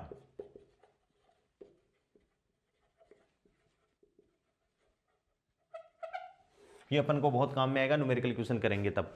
दोस्तों देखिए, मैं एक क्वेश्चन से आपको समझा रहा हूँ कि ये कोई धरातल है और इस धरातल पर m द्रव्यमान का कोई कण पड़ा है, इसका द्रव्यमान है m और इसके बगल में कोई छोटा पिंड है जिसका द्रव्यमान छोटा m और इस पर कोई बल लग रहा है F। तो फ्री बॉडी डायग्राम का मतलब है कि अपन अलग अलग पिंड पर देख लें कि टोटल कितने बल उस पर लगे हुए हैं। यानी फ्री बॉडी डायग्राम में अपन ये देख लें कि उस पिंड पर, अकेले पिंड पर कितने बल लगे हुए हैं, उनके अलग अलग अपन क्या कर लें दोस्तों, कैलकुलेशन कर लें। तो वो बल उस पिंड पर जो आरेख से अपन बनाएंगे वो बल क्या कहलाएंगे, FBD फ्री बॉडी डायग्राम कहलाएगा। ठीक है, किसी वस्तु पर कार्यरत समस्त बलों को प्रदर्शित करने वाला रेखा चित्र, कि इस वस्तु पर कितने टोटल बल कार्यरत हैं, उन समस्त बलों को प्रदर्शित करने वाला रेखा चित्र क्या कहलाता है, वस्तु का मुक्त पिंड आरेख या FBD डायग्राम कहलाता है। जैसे मान लो किसी प्रश्न में आपको कुछ दे दिया तो इसमें अपन को ये देखना है कि इसका फ्री बॉडी डायग्राम इस पिंड का और इस पिंड का अपन को फ्री बॉडी डायग्राम बनाना है, तो अपन को चूज करना पड़ेगा। जैसे मान लो मैंने चूज किया, ये बड़े वाला मैंने चूज कर लिया, m द्रव्यमान का पिंड है। अब ध्यान से अपन देखें, देखो ये इस धरातल पे पड़ा है, तो इस पिंड को एक बिंदु द्रव्यमान मान सकते हैं।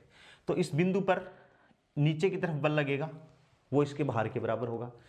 जितना बल पिंड धरातल पर लगा रहा है उतना ही ये धरातल इस पे लगा रहा है, यानी मैं यहाँ कैलकुलेट कर रहा हूँ, ये इसका वेट यानी W, और W बराबर दोस्तों कितना हो जाएगा, वेट mg, m बड़ा है g है।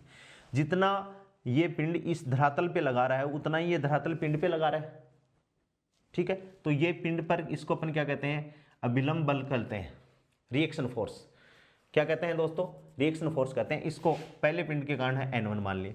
अब इस पे क्या बल लगा रहा है, ध्यान से देखें कि ये पिंड इस पिंड के साथ में, तो देखो ये छोटे वाला तो इस पर इधर बल लगा रहा है, बड़े वाला इस पर इधर बल लगा रहा है, ना इधर सरक रहा है ना इधर सरजा नहीं, यानी दोनों बल परिमाण में बराबर है।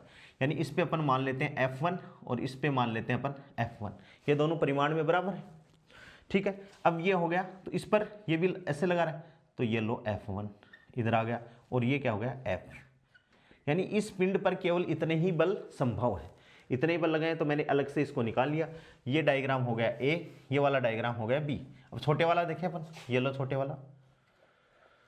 वाला, ये छोटा द्रव्यमान, इसको मान लिया अपन ने, तो ये भी नीचे की तरफ, तो ये भी नीचे की तरफ mg वेट, ऊपर की तरफ वही प्रतिक्रिया बल यानी N2, अलग अलग भार अलग अलग है इस पे।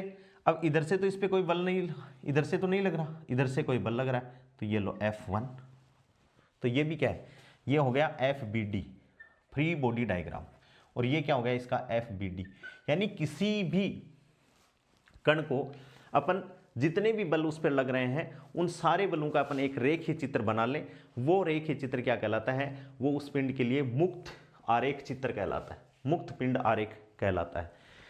हाँ, न्यूटन के तृतीय नियम में ये बात आपको ध्यान में रखनी है कि न्यूटन का जो तीसरा नियम है, न्यूटन के तृतीय नियम में वर्णित दो पारस्परिक बल एक ही वस्तु के FBD में प्रदर्शित नहीं किए जा सकते, क्योंकि देखो ये वस्तु इस पर लगा रही है, ये वस्तु पर लगा रही है, तो एक वस्तु पर नहीं प्रदर्शित किए जा सकते हैं, क्योंकि FBD केवल एकल वस्तु को प्रदर्शित करता है। तो न्यूटन की गति का जो तीसरे नियम है, क्रिया प्रतिक्रिया का नियम है, वो FBD फ्री बॉडी डायग्राम में प्रदर्शित नहीं किया जा सकता है। जबकि न्यूटन के तीसरे नियम के अनुसार क्रिया एवं प्रतिक्रिया बल दो भिन्न भिन्न वस्तुओं के एक दूसरे पर आरोपित होते हैं।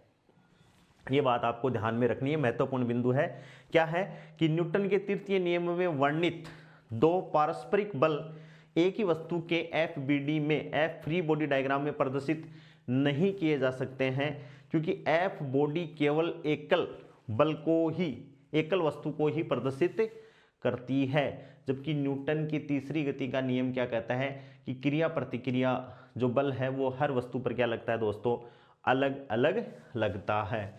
ये अपन को ध्यान में रखना है। ये फ्री बॉडी डायग्राम इसका है, ये फ्री बॉडी डायग्राम इसका है। अब देखिए अभिलंब प्रतिक्रिया बल, ये जो n है इसकी अपन बात करेंगे।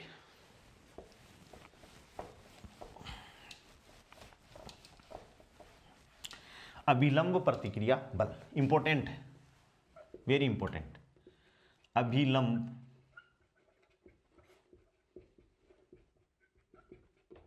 अभिलंब प्रतिक्रिया बल और अभिलंब संपर्क बल। अभिलंब नॉर्मल फोर्सेस, ठीक है। जब किसी वस्तु को एक सतह पर रखा जाता है, अपन परिभाषा, जब किसी वस्तु को एक सतह पर रखा जाता है, सतह पर रखा जाता है तो वह सतह वस्तु पर, तो वह सतह है वस्तु पर संपर्क पर एक संपर्क बल आरोपित करती है, जो कि आरोपित करते हैं, जो कि वस्तु की ओर होता है, जो कि वस्तु की ओर होता है, जो कि वस्तु की ओर होता है तथा सतह के लंबवत होता है, और होता है तथा सतह के लंबवत होता है, जो कि वस्तु की ओर होता है तथा सतह के लंबवत होता है। देखिए दोस्तों, ये कोई अपने पास में समतल है और इस पर कोई वस्तु पड़ी है, ठीक है, और ये इसका द्रव्यमान केंद्र है। अपन ने मान लिया कि इस वस्तु का पूरा द्रव्यमान यहाँ पर केंद्रित है। ये वस्तु नीचे की तरफ बल लगाएगी, क्या लगाएगी, वेट W बराबर mg, और जितना ये लगा रही है उतना ही ये ऊपर की तरफ सतह है, उतना ही क्या लगाएगी, इस पे n ऊपर की तरफ एक बल लगा देगी। ये जो n है इस सतह पर इस वस्तु के संपर्क के कारण वस्तु की ओर, यानी ऊपर की ओर, वस्तु ऊपर की तरफ पड़ी है तो ऊपर की ओर, और वस्तु के क्या है, लंबवत है। तो जब किसी वस्तु को एक सतह पर रखा जाता है तो वह सतह वस्तु पर संपर्क बल आरोपित करती है, जो कि वस्तु की ओर होता है तथा सतह की क्या होता है दोस्तों, लंबवत होता है। इस बल को अपन क्या कहते हैं, अभिलंब। इसी को अपन क्या कहते हैं, अभिलंब प्रतिक्रिया, अभिलंब प्रतिक्रिया बल, नॉर्मल रिएक्शन फोर्स। कभी इसको R से डिनोट कर देते हैं और कभी इसको N से डिनोट कर देते हैं, ठीक है। अब देखिए ये एग्जाम्पल है। M द्रव्यमान का एक ब्लॉक है, वो एक क्षैतिज तल पर रखा हुआ है। ये जो तल है दोस्तों वो कैसा है, क्षैतिज तल, ठीक है। अब इस पर कौन कौन से बल, दो बल लग रहे हैं। पहला कौन सा है, गुरुत्वीय बल। किधर लग रहा है भाई, mg, नीचे की ओर, नीचे की तरफ गुरुत्वीय बल बराबर mg हो गया, नीचे की ओर लग रहा है। और अभिलंब प्रतिक्रिया बल, अभिलंब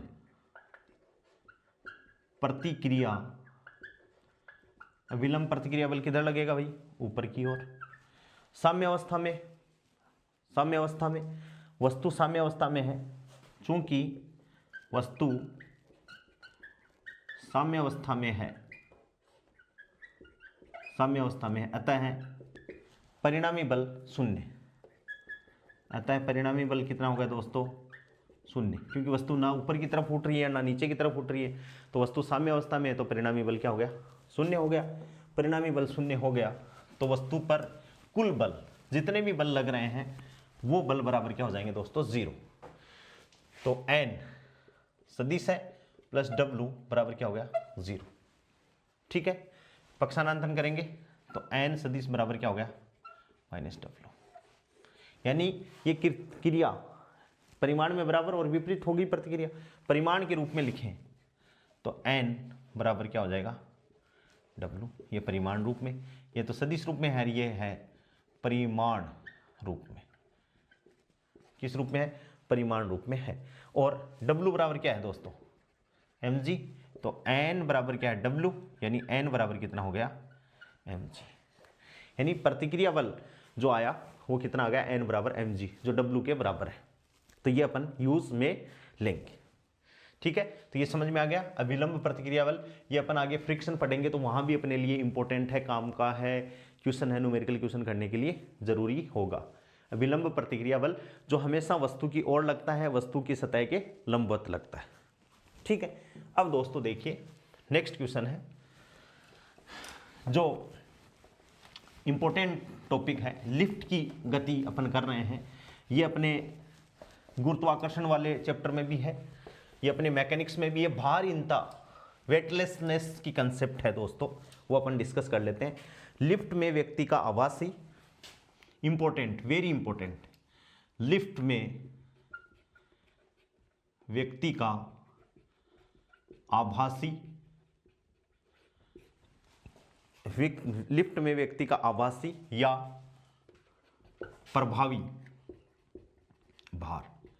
आभासी भार का मतलब होता है कि वास्तव में जो उसको फील होता है ना वो भार। आभासी का मतलब एक्चुअल नहीं है। जैसे एक्चुअल किसी में 60 है, लिफ्ट ऊपर की तरफ जा रही है तो उसको ये लग रहा है मैं बहुत हैवी हूँ, यानी 60 की बजाय उसको 65 वजन लग रहा है। और जब लिफ्ट नीचे की तरफ आ रही है तो उसको भार कम लग रहा है। तो जो उसको फील जहाँ वो भार हो रहा है वो है आभासी प्रभावी। यानी लिफ्ट से बाहर निकलने के बाद में आभासी और प्रभावी नहीं है, लिफ्ट से बाहर निकलने के बाद में उसका एक्चुअल भार हो गया, लेकिन लिफ्ट में जब वो कर रहा है उस टाइम जो उसको भार फील हो रहा है दैट इज आभासी, यानी अपारेंट प्रभावी भार हो रहा है। तो देखिए दोस्तों अपन बात करते हैं इसकी लिफ्ट की। तो देखो ये लिफ्ट का बॉक्स है, कमरा है, ठीक है, और इसमें एक आदमी को अपन खड़ा कर दे रहे हैं ऐसे, ये आदमी, ठीक है। और ठीक है, ये मैन अपन ने कर दिया, ये इसके हाथ हैं, ये मैन MAN मैन आदमी। इसमें एक तो व्यक्ति का भार हो गया W बराबर mg, और एक क्रिया धरातल के कारण, सतह के कारण ये n अभिलंब प्रतिक्रिया बल ऊपर की तरफ। और ये जो डब्बा मैंने बनाया है ये लिफ्ट का डब्बा है, ये लिफ्ट है दोस्तों। सबसे पहले अपन बात कर रहे हैं केस फर्स्ट की। ये case very very important, very very most important topic है। ये क्या है, यदि लिफ्ट, सबसे पहला है यदि, बहुत ध्यान से सीखेंगे इसको, यदि लिफ्ट स्थिर या नियत वेग से गतिशील है, यदि लिफ्ट स्थिर या नियत वेग से गतिशील, या तो लिफ्ट खड़ी है या नियत वेग से गतिशील है तो A बराबर क्या है दोस्तों 0, यानी त्वरण उसमें है ही नहीं। लिफ्ट नियत वेग है तो नियत वेग में परिवर्तन की दर क्या कहलाती है, त्वरण कहलाती है। तो त्वरण है ही नहीं तो A बराबर क्या है 0। यानी यहां से अपन बात देखें तो n बराबर क्या हो गया दोस्तों mg। अभिलंब प्रतिक्रिया बल n बराबर क्या हो गया mg, यानी W अपारेंट बराबर तो क्या है n, और W एक्चुअल भार बराबर क्या है mg, और दोनों क्या है बराबर है, अर्थात W अपारेंट बराबर क्या है W एक्चुअल। यदि लिफ्ट समान वेग से गतिशील है, नियत वेग से गतिशील है और लिफ्ट स्थिर अवस्था में है, तब लिफ्ट में बैठे आदमी का जो एक्चुअल भार है वही उसका क्या है आभासी भार है। W अपारेंट बराबर n और W एक्चुअल बराबर क्या हो गया दोस्तों mg हो गया। अब केस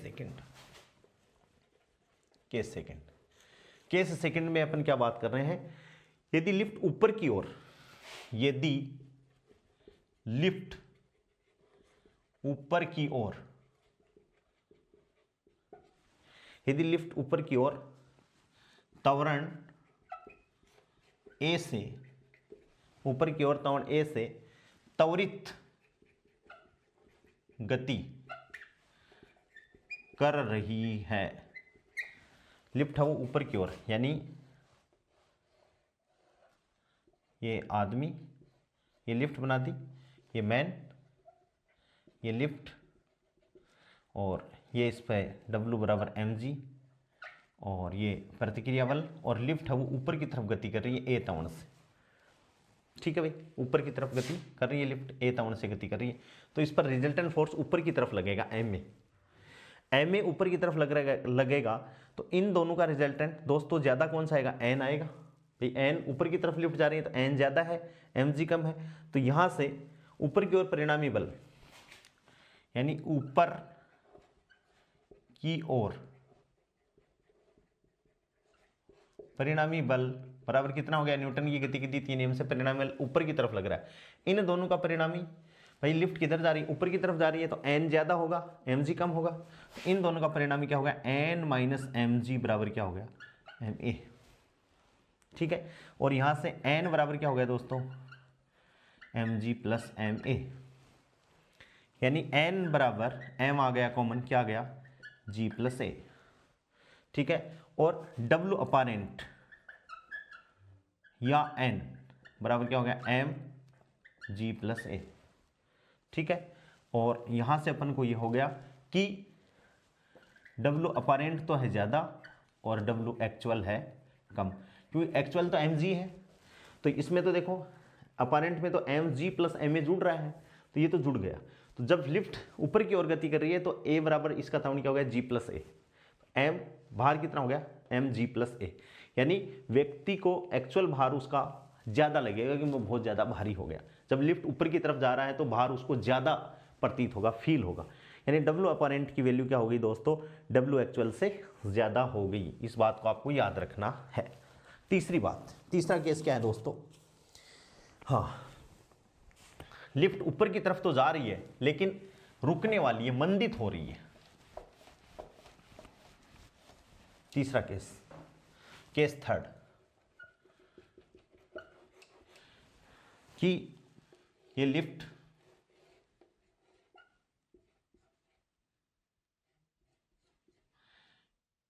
W बराबर mg और क्रिया प्रतिक्रिया n रिएक्शन फोर्स है, और लिफ्ट है वो a, यानी त्वरण क्या है, माइनस है। अपन लिख सकते हैं यदि लिफ्ट ऊपर की ओर, यदि लिफ्ट ऊपर की ओर मंदन a यानी माइनस a से मंदित, माइनस ए से मंदित, माइनस ए से मंदित गति कर रही है, मंदित गति कर रही है, तो ऊपर की ओर परिणामी बल भाई जा तो ऊपर की तरफ रही है, तो ऊपर की ओर परिणामी बल बराबर m और a की जगह माइनस है। ठीक है, परिणामी बल ऊपर की तरफ जा रही है तो वही n माइनस mg बराबर m माइनस a। यहां से n बराबर क्या हो गया, प्लस mg और माइनस ma, यानी n बराबर क्या हो गया दोस्तों, m और ये क्या हो गया, g माइनस a, क्या हो गया, mg माइनस a, अर्थात ये क्या है, n, इसका मतलब W अपारेंट बराबर n बराबर m और g माइनस क्या हो गया a, यानी यहाँ g mg से घट रहा है तो W अपारेंट की वैल्यू W एक्चुअल की वैल्यू से क्या हो गई, कम हो गई, यानी अब की बार उसको क्या होगा, हल्का फील होगा, हल्का फील होगा, कहने का मतलब वेट है वो कम हो गया। लिफ्ट है वो ऊपर की ओर जा रही है लेकिन ऊपर की तरफ वो रुकने वाली है, मंदित हो रही है, तो W apparent equals less than two W क्या हो गया दोस्तों, एक्चुअल हो गया। लिफ्ट ऊपर की तरफ, दोनों केस हो गए। अब चौथा केस,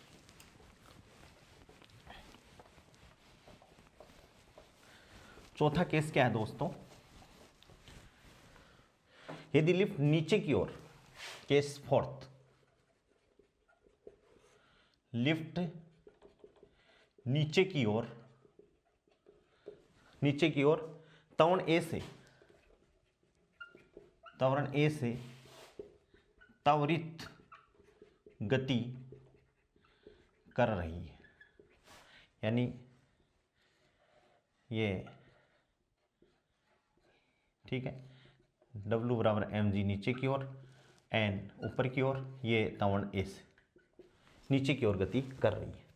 ठीक है, अब लिफ्ट की गति क्या है, नीचे की तरफ है दोस्तों, तो नीचे की ओर परिणामी बल, नीचे की ओर परिणामी बल बराबर क्या है, m इंटू ए, यही हो गया नीचे की ओर। अब देखो नीचे की ओर गति कर रहा है तो ये ज़्यादा और ये कम, यानी mg माइनस एन बराबर क्या हो गया, एम ए।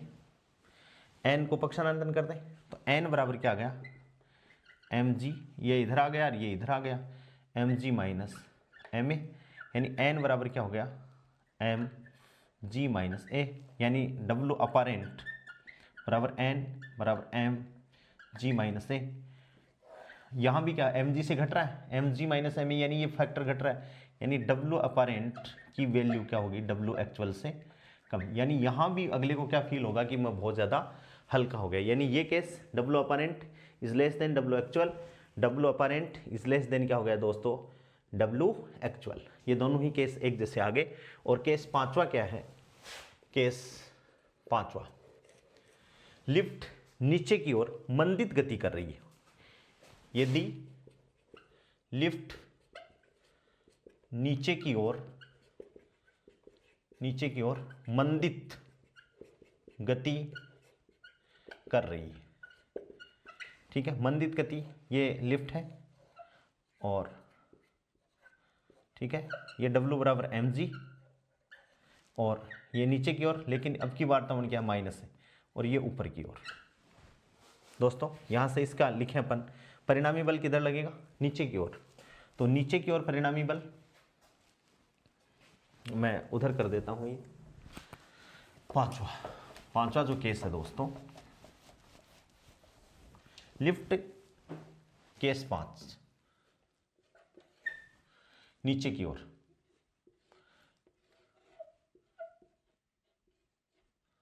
ये mg नीचे की ओर, ये प्रतिक्रिया बल ऊपर की ओर, लिफ्ट है वो नीचे की ओर आ रही है माइनस ए त्वरण से, यानी मंदित त्वरित गति नीचे की ओर, किधर आ रही है, नीचे की ओर। यदि लिफ्ट नीचे की ओर मंदित गति कर रही है, मंदित गति किधर, नीचे की ओर, तो दोस्तों नीचे की ओर हो रहा है, तो नीचे की ओर लगने वाला परिणामी बल माइनस एम इंटू ए, या एम माइनस ए, नीचे की ओर आ रहा है तो एम जी माइनस एन बराबर माइनस एम इंटू ए, ये ऊपर की अब M G plus M A, N बराबर क्या हो गया, एम ले लिया कॉमन, जी प्लस ए, यानी W अपारेंट बराबर एन बराबर एम जी प्लस ए, यानी ये भी बढ़ गया, तो यहाँ क्या है, W actual is greater than, नहीं, W अपारेंट उसको भारी लगेगा W एक्चुअल। तो दो केस तो ऐसे हैं दोस्तों, जब मंदित हो रही ऊपर की तरफ मंदित, नीचे की तरफ मंदित, तो अपारेंट उसको ज़्यादा लग रहा है, यानी उसको ज़्यादा वजन फील हो रहा है, और जब स्थिर अवस्था में पड़ा है तो सेम टू सेम पड़ रहा है, और जब त्वरण मंदित हो रहा है, जब चल रही है लिफ्टें, तब W apparent less than W actual, उसको बल फील हो रहा है। ये पांचों केस अपन को दोस्तों याद रखने हैं। और छठा केस जो सबसे इंपॉर्टेंट है, नीचे की ओर त्वरित गति की दो विशेषताएं, वो विशेषताएं अपन को वेटलेस, भारहीनता की कंसेप्ट आएगी। नीचे की ओर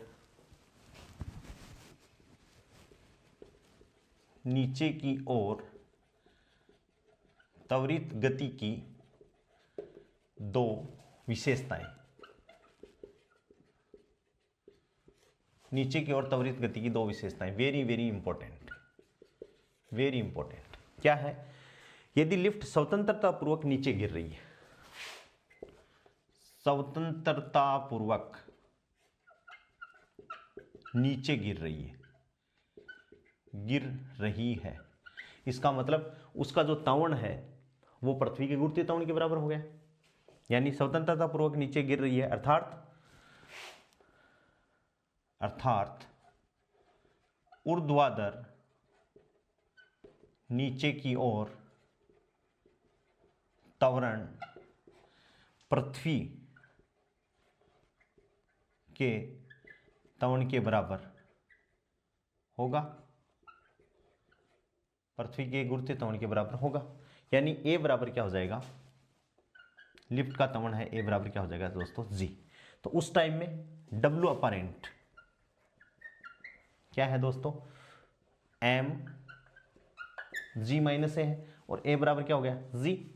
तो एम जी माइनस जी बराबर क्या हो, 0, यानी डब्ल्यू अपरेंट का मान क्या हो जाएगा, 0, हल्का, ठीक है। अर्थात व्यक्ति इस अवस्था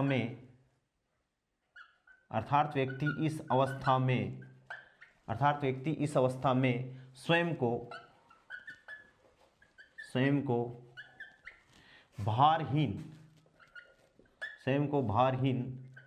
महसूस, अर्थात इस अवस्था में व्यक्ति स्वयं को भारहीन महसूस करता है, इस अवस्था को, बहुत इंपॉर्टेंट है, इस अवस्था को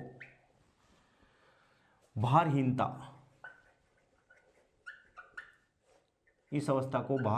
की अवस्था कहते हैं। इस अवस्था को दोस्तों क्या कहते हैं, वेटलेसनेस की कंसेप्ट कहते हैं। और स्वतंत्रता पूर्वक नीचे का मतलब है केवल और केवल पृथ्वी का गुरुत्वीय त्वरण लगेगा। स्वतंत्रता पूर्वक का यही मतलब है। बाकी जितने भी फोर्सेस हैं उन सबको अपन क्या मान लेंगे, नेग्लिजिबल मान लेंगे, कि डब्ल्यू अपरेंट बराबर हो जाएगा। और इस अवस्था में व्यक्ति स्वयं को एकदम भारहीन महसूस करता है। किसी स्वतंत्रता पूर्वक गिरती हुई वस्तु का आभासी भार सदैव शून्य होता है। इस कंसेप्ट से ध्यान रखना, इस अवस्था में व्यक्ति स्वयं को भारहीन महसूस करता है। यदि लिफ्ट में कोई आदमी है तो उसको ये लगता है कि भाई मेरे में तो कोई वजन ही नहीं है। इस अवस्था को अपन क्या कहते हैं, वेटलेसनेस के कंसेप्ट करते हैं, भारहीनता की अवस्था कहते हैं। और किसी स्वतंत्रता पूर्वक गिरती हुई वस्तु का आभासी भार, कभी मान लो क्वेश्चन पूछे कि कोई वस्तु है वो स्वतंत्रता पूर्वक पृथ्वी के गुरुत्वाकर्षण के प्रभाव में नीचे की ओर गिर रही है, तो उसका आभासी भार दोस्तों क्या होगा, शून्य होगा। इस बात को आपको याद रखना है। अर्थात यहां से एक बात निकल के आ गई, स्वतंत्रता पूर्वक नीचे गिरती हुई वस्तु का, स्वतंत्रता पूर्वक नीचे गिरती हुई वस्तु का आभासी भार सदैव कितना होता है दोस्तों, शून्य होता है। स्वतंत्रता पूर्वक गिरती हुई वस्तु का आभासी भार दोस्तों कितना होता है, सदैव शून्य होता है। ये बात आपको ध्यान में रखनी है। और दूसरी, ये तो पहली बात होगी नीचे की ओर त्वरित गति की। दो इंपॉर्टेंट बातें थी, एक तो ये, और एक में आदमी है वो चिपक जाएगा। दूसरा कंडीशन क्या है, दूसरी बात क्या है, यदि लिफ्ट नीचे की ओर,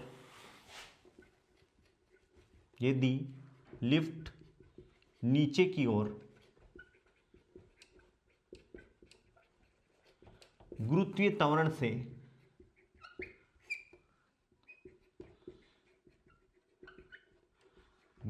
से अधिक त्वरण से गति करे,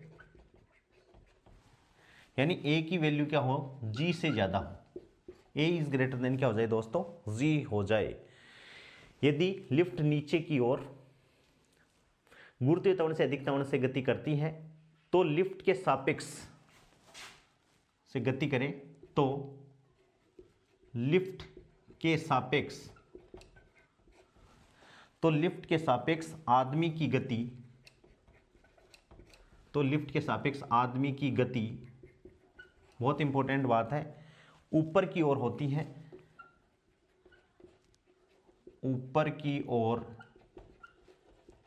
है, अर्थात आदमी ऊपर की ओर गति करता है। अर्थात आदमी ऊपर की ओर गति करता है, ऊपर की ओर गति करता है तथा लिफ्ट की छत से जाकर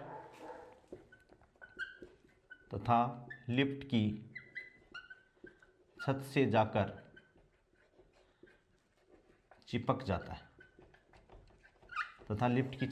क्या होता है, चिपक जाता है, एकदम उसका उल्टा हो जाता है। वस्तु यदि नीचे की तरफ स्वतंत्रतापूर्वक आती है तो उसको तो अपन क्या कहते हैं, भारहीनता की अवस्था,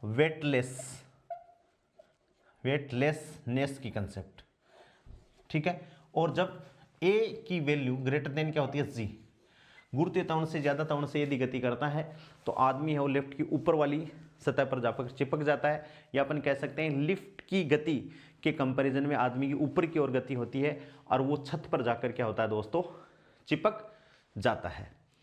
इस हिसाब से अपन ने जो अपनी 11वीं क्लास की जो चौथी यूनिट थी दोस्तों, लॉज ऑफ मोशन, वो अपने कंप्लीट हो गए हैं। इसमें मैंने ये जो कंसेप्ट थी लिफ्ट वाली, ये अपने वहाँ मैकेनिक्स में काम में आएगी, आपको मैंने यही करवा दी है।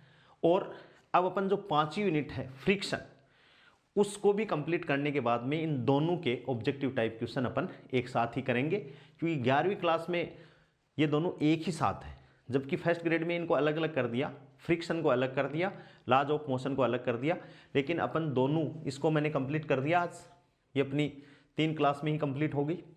और वो भी अपनी कंप्लीट होने के बाद में इसके दोनों के न्यूमेरिकल, यहाँ भी मैंने आपको 10-11 न्यूमेरिकल करवा दिए हैं, फिर भी अपन ऑब्जेक्टिव टाइप न्यूमेरिकल उनके साथ में ही करेंगे। आज के लिए इतना ही, बहुत बहुत धन्यवाद। चैनल को ज़्यादा से ज़्यादा सब्सक्राइब करवाइए ताकि मैक्सिमम गरीब बच्चों को लाभ मिल सके, ठीक है। बहुत बहुत धन्यवाद।